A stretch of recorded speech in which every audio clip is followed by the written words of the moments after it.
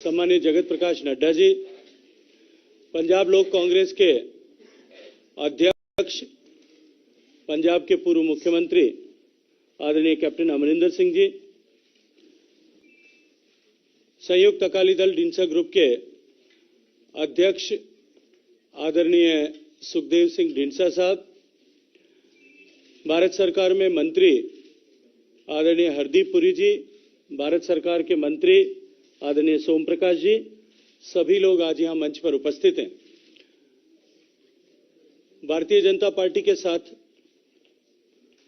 ये जो alliance NDA का बना है, इसके सीट शेयरिंग और ये अलायंस किस तरह से आगे, किस उद्देश्य के साथ में, किस लक्ष्य को लेकर के पंजाब जैसे महत्वपूर्ण प्रांत जो सीमावर्ती प्रदेश होने के नाते भारत के लिए, भारत की सुरक्षा के लिए अत्यंत महत्वपूर्ण है, ऐसे महत्वपूर्ण प्रांत में होने वाले चुनाव को लेकर ये गठबंधन किस तरह से, किस दृष्टि से आगे काम करेगा, इस विषय में आप सभी को संबोधित आदरणीय जगत प्रकाश नड्डा जी, भारतीय जनता पार्टी के राष्ट्रीय अध्यक्ष, आपको संबोधित करेंगे। मित्रों,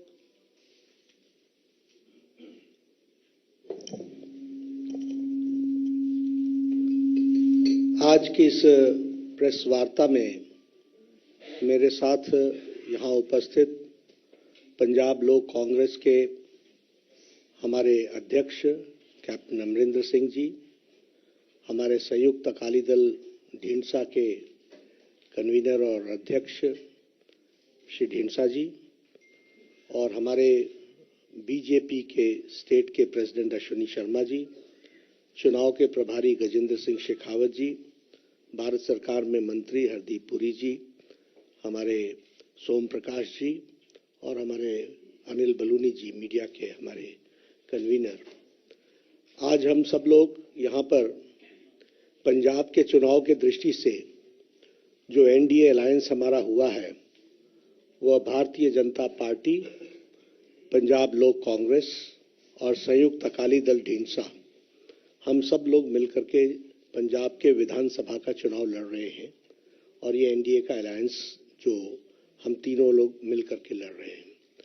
सीट शेयरिंग के बारे में जैसा अभी गजेंद्र जी ने बताया, एक लंबी प्रक्रिया के बाद और चर्चा के पश्चात हम लोग इस विचार के साथ सहमत हुए हैं, और वो मैं ब्रॉडली फिगर्स बता रहा हूं, 2-3 ऊपर नीचे वो अलायंस और सीट्स को लेकर के तय होगा।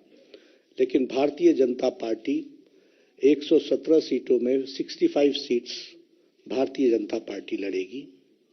हमारे पंजाब लोक कांग्रेस कैप्टन अमरिंदर सिंह जी के नेतृत्व में 37 सीट्स लड़ेंगी और 15 सीट्स संयुक्त अकाली दल ढींसा जी के नेतृत्व में लड़ा जाएगा।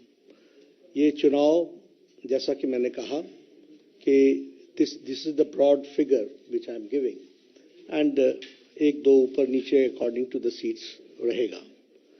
मित्रों, जहां तक चुनाव का सवाल है, ये एनडीए अलायंस इस चुनाव को बहुत ही सीरियसली और बहुत ही महत्वपूर्ण चुनाव है, इस दृष्टि से इसको लेते हैं।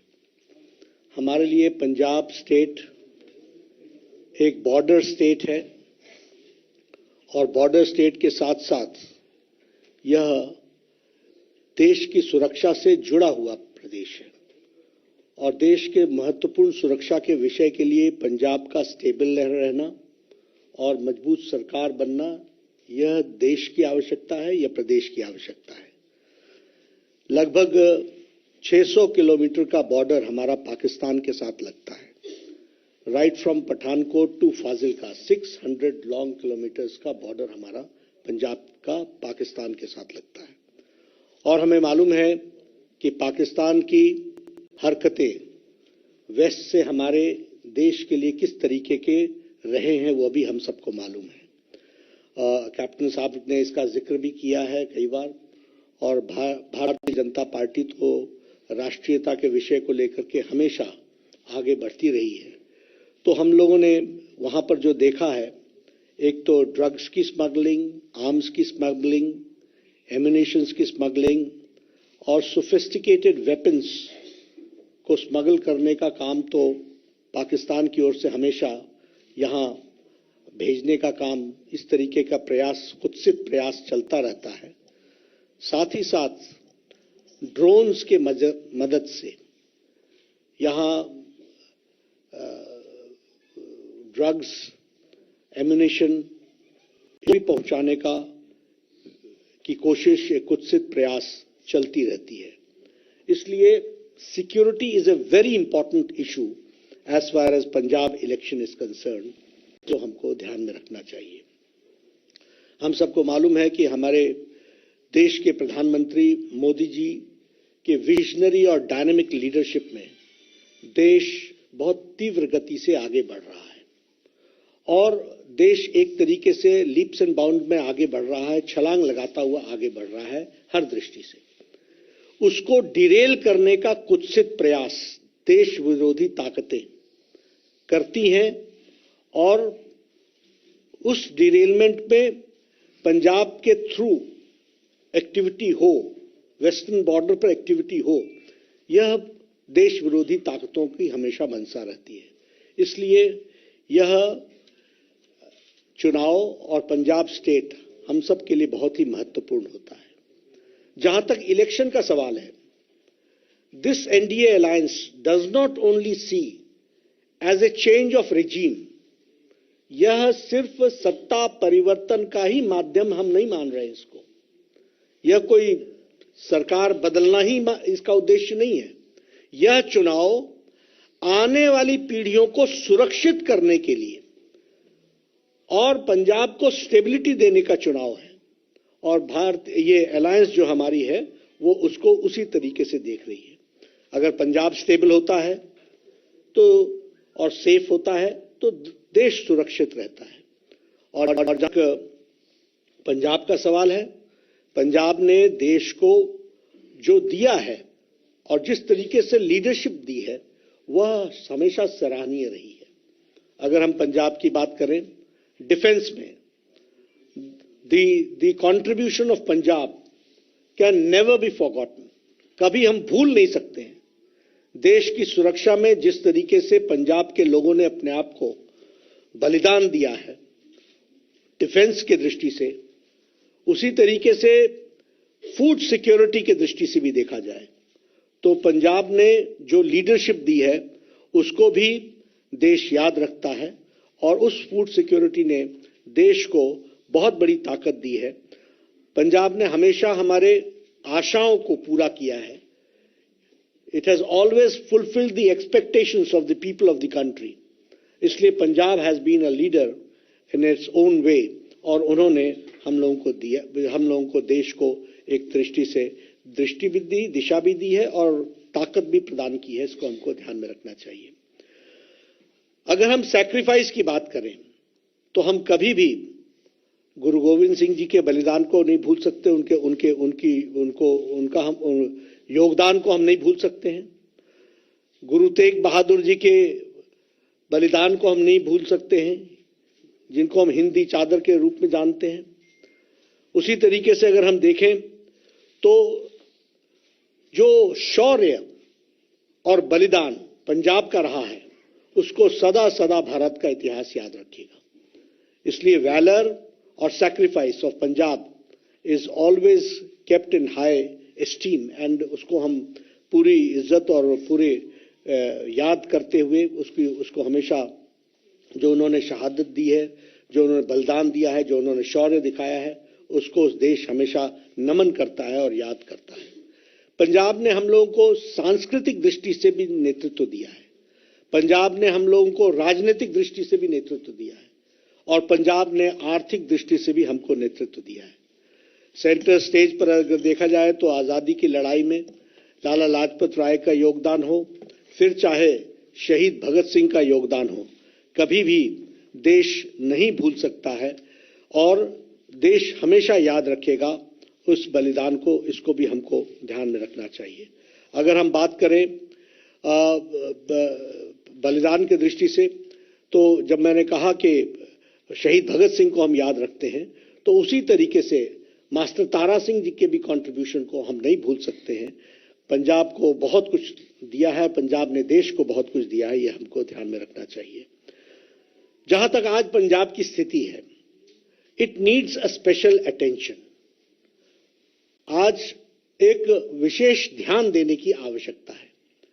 पंजाब एक प्रोग्रेसिव स्टेट होने के बावजूद आज 3 लाख करोड़ के डेट में खड़ा है, और उसी के साथ साथ जो ये डेवलपमेंट इंडेक्स पर खड़ा था, धीरे धीरे खिसकते हुए ये नीचे की ओर आया है।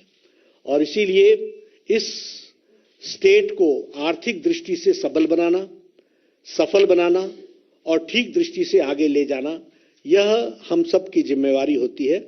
और एनडीए अलायंस का यह उद्देश्य रहेगा to bring back Punjab on track, उसको फिर से गति के साथ आगे बढ़ाने के लिए एक सिंसियर एफर्ट किया जाए। और इसके लिए सेंटर स्टेट रिलेशनशिप स्टेबिलिटी के लिए भी और सेफ्टी और सिक्योरिटी के लिए यह भी बहुत आवश्यक है, इसको हमको ध्यान में रखना चाहिए। प्रधानमंत्री नरेंद्र मोदी जी का पंजाब के प्रति एक विशेष लगाव, एक विशेष प्यार, एक विशेष प्रेम, a type of bonding with Punjab prime minister Modi ji का है, यह हम सब लोग जानते हैं। और फिर मैं ये कहने के लिए नहीं कह रहा हूं, अभी आपने देखा होगा 26 तारीख को, 26 दिसंबर को वीर बाल दिवस के रूप में मनाना और हमारे गुरु गोविंद सिंह जी के शहजादे बाबा जोरावर सिंह, शहजादे बाबा फतेह सिंह, उनकी शहादत को याद करते हुए 26 दिसंबर को वीर बाल दिवस के रूप में मनाना, यह बताता है कि पंजाब ने जो सैक्रिफाइस किया है उसको प्रधानमंत्री जी किस तरीके से देश के साथ, बाल दिवस के साथ उसको जोड़ करके देखते हैं, वो हम सबके ध्यान में आता है। जो काम मोदी जी ने सिख भाइयों के लिए किया है, it is a matter of pride for all of us, कि वो काम जो बड़े लंबे समय से लंबित थे, उन कामों को पूरा करने का काम मोदी जी ने किया है। And again I will narrate, अगर एफसीआरए का प्रतिबंध हरमंदिर साहब से हटा है और आज एफसीआरए के बाहर हम के प्रतिबंध न लगने के कारण जो फॉरेन कंट्रीब्यूशन हरमंदिर साहब को मिल सकता है, इसका भी फैसला प्रधानमंत्री मोदी जी ने लिया। उसी तरीके से लंगर पर जीएसटी टैक्स हटाना, यह एक बहुत बड़ा फैसला है, और इस जीएसटी टैक्स के आईजीएसटी टैक्स, जीएसटी टैक्स, इसको हटाने का काम भी किया है। उसी तरीके से करतारपुर कॉरिडोर साहब, हम सब लोग जानते हैं, कैप्टन साहब जानते हैं, ढींडसा जी जानते हैं, लंबे समय से ये डिमांड चली आ रही थी कि करतारपुर साहिब कॉरिडोर बने और डेरा बाबा नानक गुरुद्वारा गुरदासपुर से और एक कॉरिडोर की दृष्टि से वहां हम चाह सके इसकी योजना बने। 120 करोड़ रुपीस खर्च करके इस काम को भी किया गया। उसी तरीके से सुल्तानपुर लोधी रेलवे स्टेशन को मॉडर्नाइज किया गया, स्पेशल ट्रेन चलाई गई।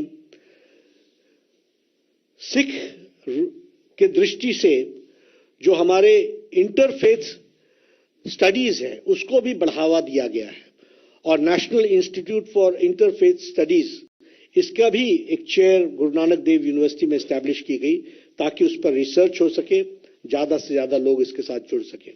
उसी तरीके से ये जो हमारा प्रकाश पर्व था, गुरु गोविंद सिंह जी का 350वां प्रकाश पर्व, वह भी बड़े धूमधाम से प्रधानमंत्री मोदी जी के नेतृत्व में मनाया गया, और जामनगर में 750 बेडेड हॉस्पिटल भी देश को डेडिकेट हुआ है, यह भी हम जानते हैं। उसी तरीके से फिर चाहे वो जलियांवाला बाग का जीर्णोद्धार का विषय हो और उसको मॉडर्नाइज करके उसमें लाइट एंड साउंड प्रोग्राम को करने की बात हो, वहां से लेकर के ये जो हमारे सिख भाइयों को लंबे समय तक ब्लैकलिस्ट किया हुआ था, उनको ब्लैकलिस्ट से भी उसको ब्लैकलिस्ट से हटाना, यह काम भी एक लंबे समय से ये डिमांड चली आ रही थी, इसको भी पूरा किया है। तो प्रधानमंत्री मोदी जी ने इसको पूरा किया है। This we should all remember.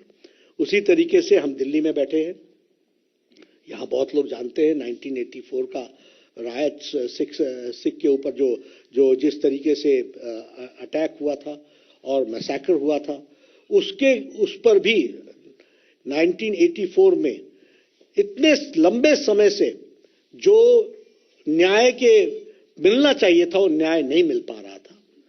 प्रधानमंत्री मोदी जी ने एसआईटी बैठा करके और जो हमारे विक्टिम्स थे उनको उनके आंसू पोंछने का काम किया, और जो दना करके दिल्ली में घूम रहे थे आज वो तिहाड़ जेल में हैं, उनको अंदर डालने का भी काम किया है, तो वो प्रधानमंत्री मोदी जी ने किया है। ये हम सबको समझना चाहिए। मित्रों, पंजाब के बारे में हम सबका कंसर्न है और कैप्टन अमरिंदर सिंह जी ने उस बात को कहा भी है। बॉर्डर स्टेट है, सिक्योरिटी का इशू है, और जिस तरीके से लोग सिक्योरिटी के इश्यूज के साथ खिलवाड़ करते हैं उसको हम डिनाउंस भी करते हैं, और देश को सिक्योर करने के लिए पंजाब स्टेबल रहे, सेफ रहे, इसकी आवश्यकता है। हम यह भी जानते हैं कि माफिया राज ने एक तरीके से माफिया ने पंजाब को कई दृष्टि से खोखला किया है। आज land mafia, sand mafia, drug mafia, ये सब लोग वहां पर एक तरीके से पंजाब को अंदर से खोखला करने का काम कर रहे हैं, और इसलिए हम ये अलायंस ये कमिटमेंट के साथ आगे बढ़ता है कि हम इस माफिया राज को समाप्त करेंगे, ड्रग माफिया को नस्तो नाबूद करेंगे, लैंड माफिया, खनन माफिया, सैंड माफिया, ये जितने माफियाज हैं इनको हम बुक्स में लाएंगे और इनके खिलाफ एक्शन लेंगे, यह भी हम विश्वास दिलाते हैं। और इसके साथ साथ हमारी नीति, जो भारतीय जनता पार्टी राष्ट्रीयता से ओतप्रोत है, उसी तरीके से पंजाब लोक कांग्रेस ने हमेशा सिक्योरिटी को इशू माना है, और उसी तरीके से ढींसा साहब ने भी सिक्योरिटी को इशू माना है।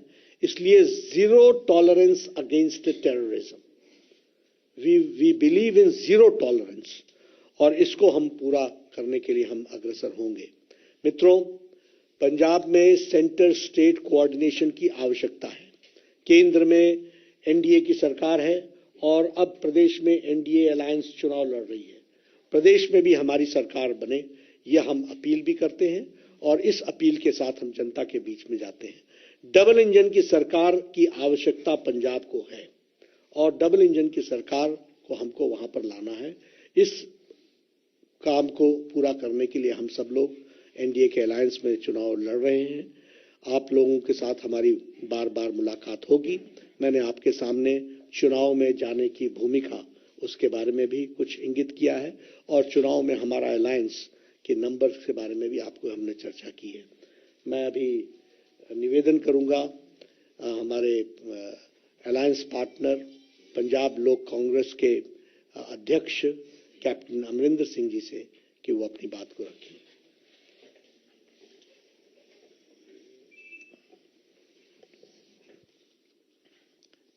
नड्डा साहब,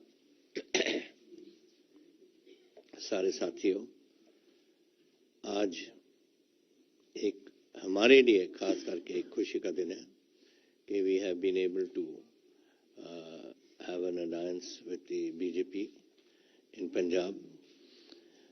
There were many times ups and downs and various thinking how we should go ahead about it and how we should move ahead. But finally, the consensus that emerged within our party, and I think also in Dhindsa Saab's party, he will of course say it on his own and tell you all what he thinks. The feeling was that for the sake of stability of the country, for the sake of our own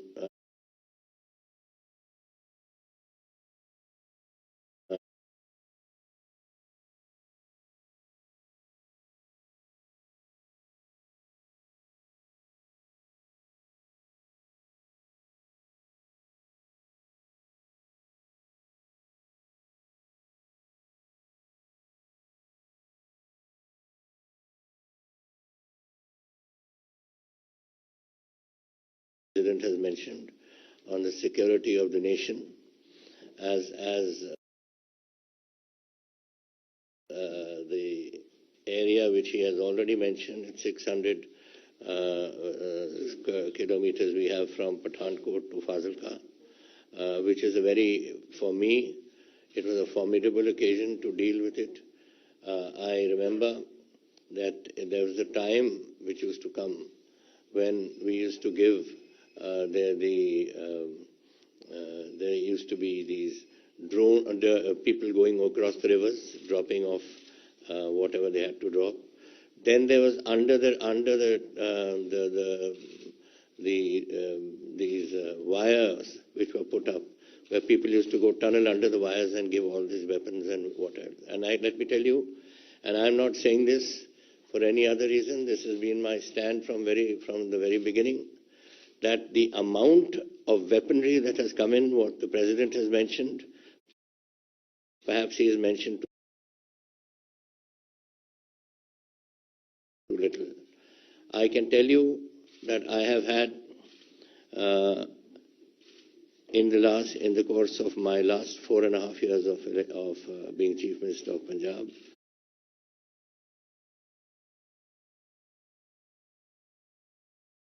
a thousand rifles, about 500 pistols. I've had RDX. I have had ammunition, perhaps 1 lakh rounds of ammunition.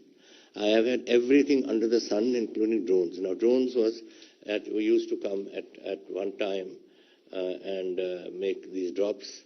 And this was last year when we started, just before the COVID period. That was the time when it used to come.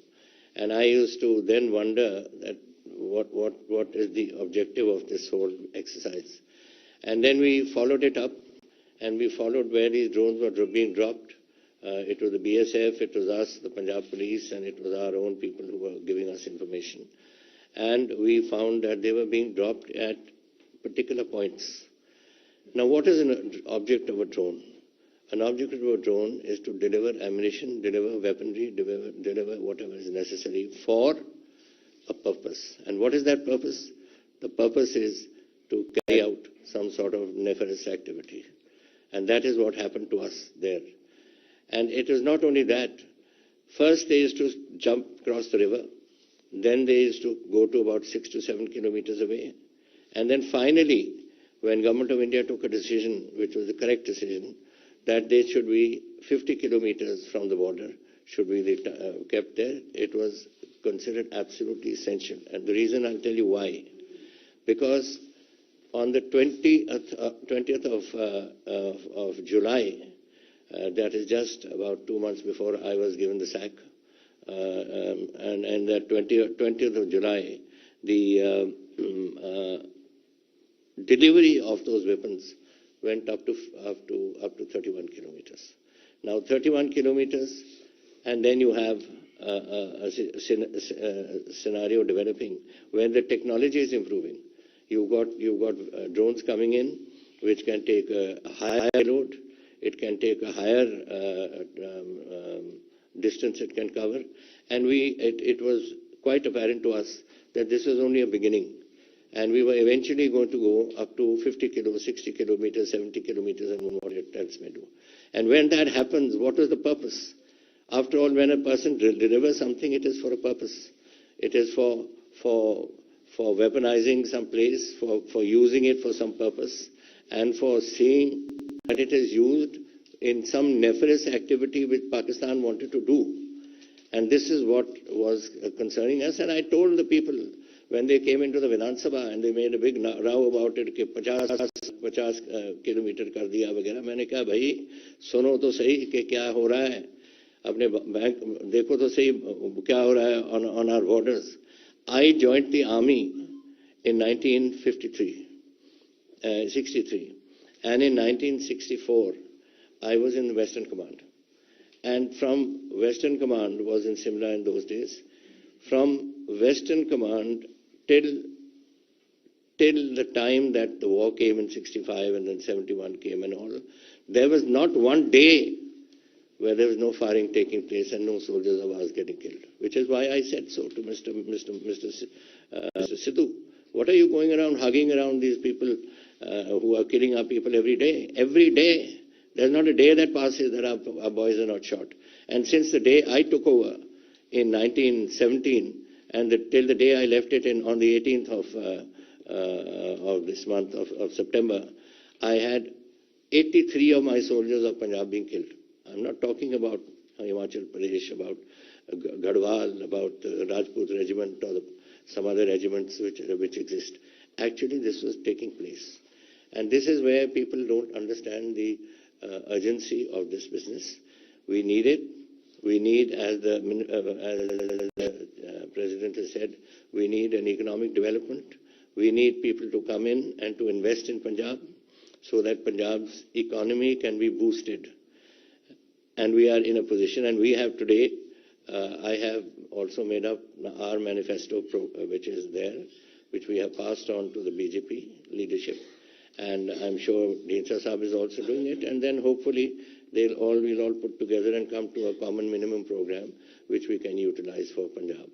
That is basically what I had in mind to say. But if there's anything you wish to ask, you're free to do so. कुछ पूछना आपको? अच्छा, sorry. साहब अब हमको माननीय Shri Jagat Prakash Nadda ji, national अध्यक्ष BJP, हमारे सहयोगी और पंजाब के साबका मुख्यमंत्री कैप्टन अमरिंदर सिंह जी और पंजाब के प्रभारी बीजेपी की तरफ से शेखावत साहब, हमारे प्रेसिडेंट पंजाब के बीजेपी के प्रेसिडेंट श्री अश्विनी जी और देश के दो और मंत्री सत्कारयोग पुरी साहब और सोम प्रकाश जी जो पंजाब से संबंध रखते हैं, और मेरे प्रेस वाले बहनों और भाइयों, आपने बहुत डिटेल पे आपको बहुत कही है, मैं दोहराना नहीं चाहूँगा। उसके बाद कैप्टन साहब ने अपने तजर्बे की बात, कैसे देश को खतरा है, उनके बात है। लेकिन जो मैं कहना चाहता हूं कि हमारा गठजोड़ क्यों हुआ है, किसके लिए हुआ है? वो इसलिए कि पंजाब की सिचुएशन बहुत खराब है। कुछ ये हुआ कि पंजाब इंडस्ट्री नहीं है, इंडस्ट्री जा रही है। एग्रीकल्चर में भी बहुत कर्ज हो गया, लोन 3 लाख से भी ज़्यादा लोन है, और कोई ऐसा साधन भी नहीं है जिससे ये कह सकें कि पंजाब दोबारा अपने पैरों पर लाने के लिए हमने इकट्ठे होकर बात की है। मैं आभारी हूँ नड्डा साहब का और बीजेपी की लीडरशिप का कि उन्होंने शेखावत साहब को पंजाब का प्रभारी बनाया, जो बहुत ही डूंघाई पर सोच रहे हैं और डूंघाई पर जाते हैं और जाने के बाद कोशिश करते हैं कि कैसे ये हल हो सके। दूसरा ये है कि कोई भी इलेक्शन आती है तो हिंदू सिख का मसला, कभी हिंदू मुसलमान का मसला, कभी हटाना वो शुरू कर देते हैं। जो हमारे भाईचारे की एकता है जिसको हम कहते हैं, उसको ठीक रखने के लिए हमने फैसला किया कि हम इकट्ठे तीनों पार्टियों मिलकर करेंगे और पंजाब का माहौल ठीक रखेंगे, इलेक्शन ठीक होनी चाहिए। और इसके अलावा हम आभारी हैं प्रधानमंत्री जी के कि उन्होंने बहुत मांगे हैं, जो पहले तो लेट आए, ठीक है, लेकिन किसानों की जो एक्ट थे जिसके लिए बहुत 1 साल तक